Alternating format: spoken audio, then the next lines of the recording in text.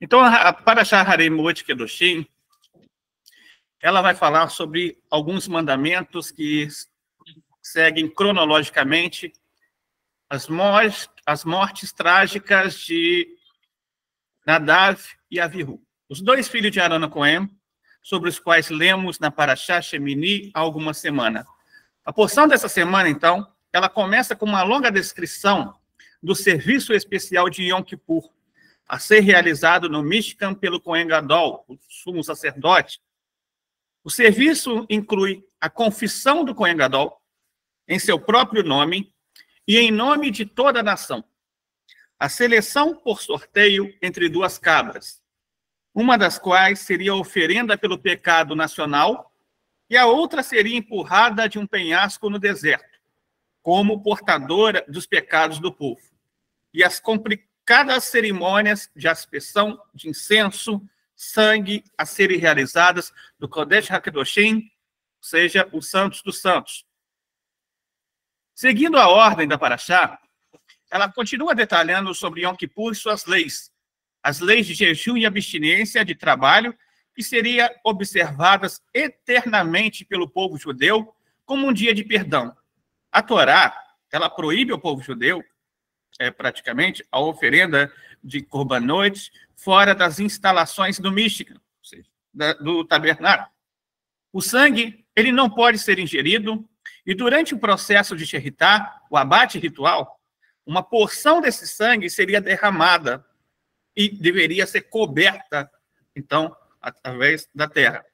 A porção da Torá, ela conclui com uma lista de relacionamentos sexuais imorais e proibidos e a ordem de que o povo judeu e também aos Bnei Noah são os proibidos de manter todos esses tipos de relações promíscuas.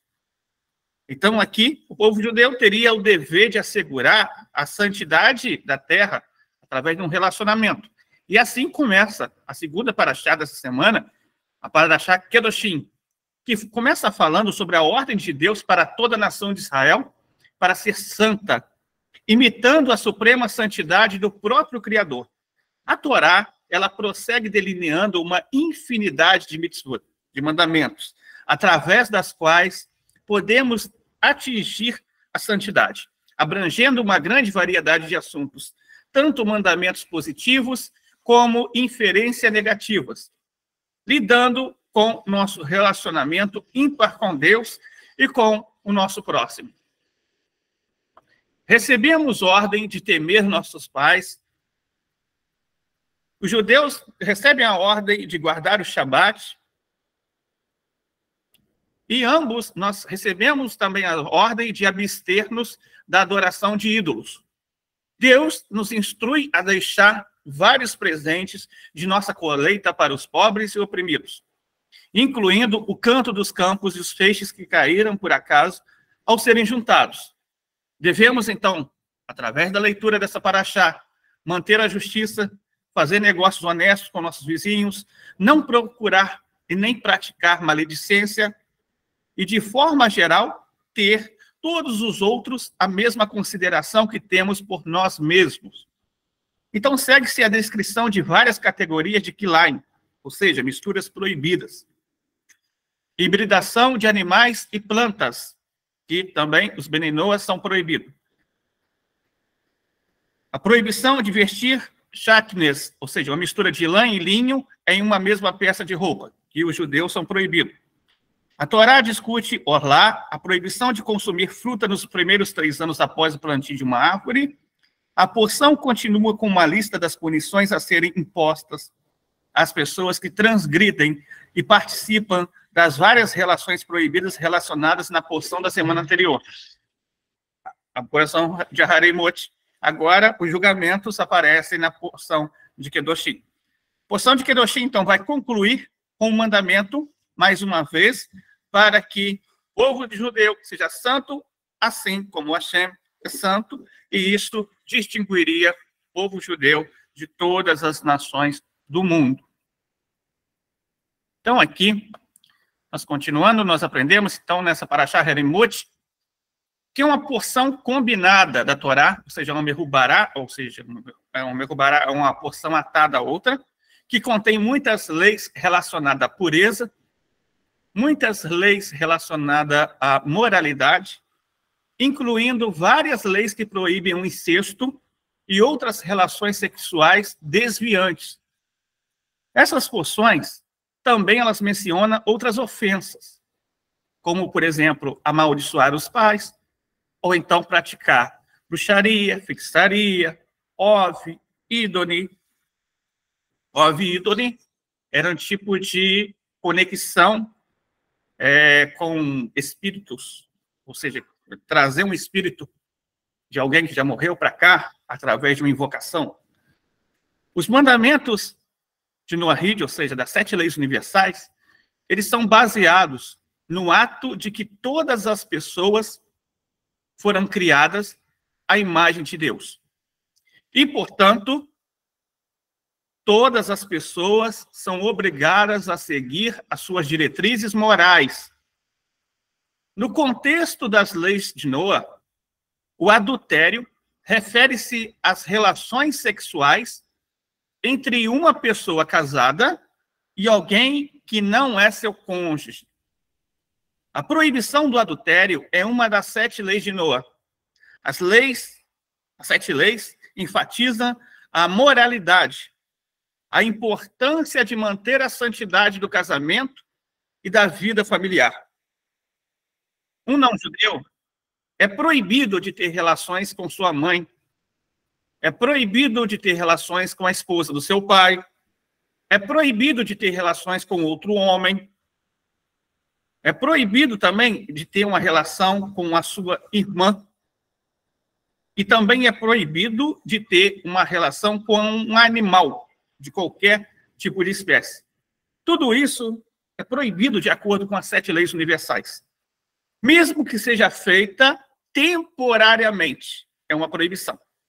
Mesmo que a pessoa ache, só vou fazer por um momento, depois eu vou lá, me arrependo, é uma transgressão. Essas relações proibidas não são permitidas. Mesmo que o governante ou o governo de um país reconheça qualquer uma delas como legal ou algo comum, é considerado uma transgressão.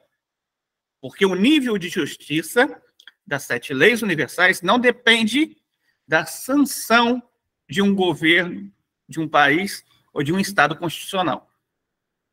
A sanção é claro. Dentro desse Estado, aquilo que tiver de acordo com a Torá, claro, nós devemos respeitar. Por se tratar de tribunais de justiça, nós somos obrigados a respeitar. Mas algo que contradiga as 7 leis universais, nessa hora nós ficamos com as 7 leis universais. Para os Bnei Noah, o adultério ele é considerado uma ofensa capital e tem consequências negativas tanto para o indivíduo quanto para a sociedade como um todo, pois nós, os Bnei Noah, somos obrigados a defender e a compreender a santidade do casamento e a santidade da vida familiar como uma chave para a felicidade. Deus, ele criou o mundo com o propósito de estabelecer esse mundo. E essas leis de santidade são cruciais para o estabelecimento desse mundo. Um mundo é estabelecido. E um mundo estabelecido, ele tem como base criar uma morada para Hashem, da qual a luz infinita será revelada na próxima redenção, a revelação do Mashiach ainda em nossos dias. Mas, para falarmos mais um pouquinho sobre isso, o Rebbe de Lubavitch, lá em Likutei Sihot, no volume 1, página 253, página 254, ele destaca Vaikra, capítulo 18, versículo 30. Vaikra, Levítico, capítulo 18, versículo 30. Está escrito o seguinte: Deus disse a Moshe: você deve salvaguardar a minha responsabilidade. Então o Rebbe, ele diz as seguintes palavras: esta liminar também inclui a diretiva de que cada um de nós tome as suas próprias precauções adicionais. quando percebemos que elas são necessárias para evitar transgredir qualquer uma das proibições da Torá. O fato de a Torá encorajar tais salvaguardas, ou seja, tais cercas, nos ensina que nunca devemos subestimar sua importância.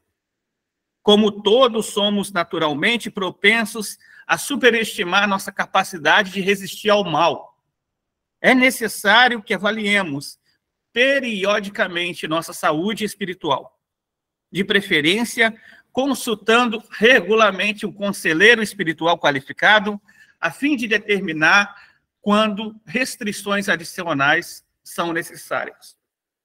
Dessa forma, estamos lidando nessa paraxá com o assunto principal de moralidade, santidade, de representar a presença de Deus neste mundo. Ainda que o povo de Israel tenha esse papel primário, que o povo de Israel são as testemunhas de Hashem. Porque o povo de Israel são sacerdotes de uma nação sacerdotal. Então, eles criaram um papel primordial. Nós, a partir do momento que nós temos o contato com as 7 leis universais, a partir do momento que nós temos contato com a energia, a santidade da Torá, também nós ganhamos uma certa responsabilidade. Dentro dessa certa responsabilidade, nós temos o dever de zelar por uma vida que seja condizente com aquilo que nós professamos, com aquilo que nós falamos. Seria algo incabível pensar que eu posso pensar uma coisa, falar uma coisa, estudar uma coisa e praticar outra. Na verdade, o ensinamento da Torá, ela não é para ficar colocada num bolso, não é para me guardá-lo, mas é para mim experimentá-lo no dia a dia.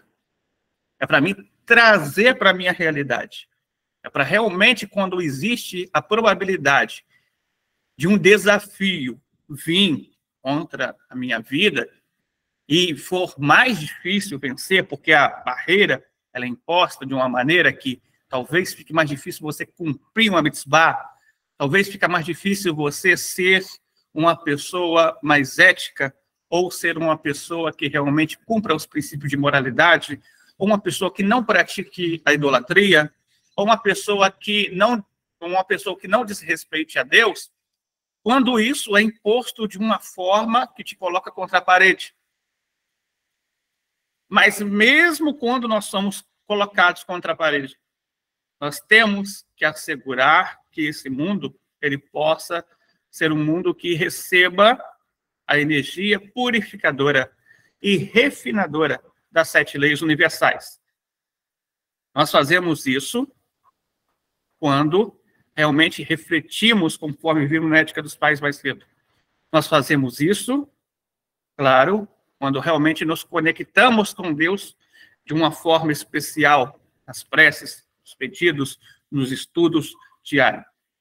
Mas isso, é claro, ganha o propósito de elevação máximo quando você pega todo esse ensinamento e coloca ele em prática. E faz com que as palavras que você diz no dia a dia criam vida através do seu ato e dos seus próprios atos, da sua prática.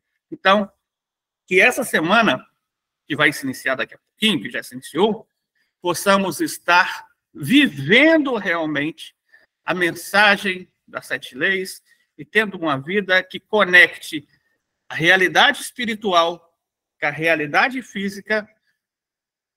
Através dos nossos atos, possamos trazer divindade e santidade para esse mundo e assim, claro, também nos conectando através desse portal que diz: sede santos, porque Hashem, nosso Pai também, claro, dos Beninoa e de toda a humanidade, ele é santo. Então, essa foi a mensagem da Paraxá. Amém. Baruch Hashem. Amém. Amém. Amém. Ô Moré, o que é Azazel? Não sei se pode fazer pergunta.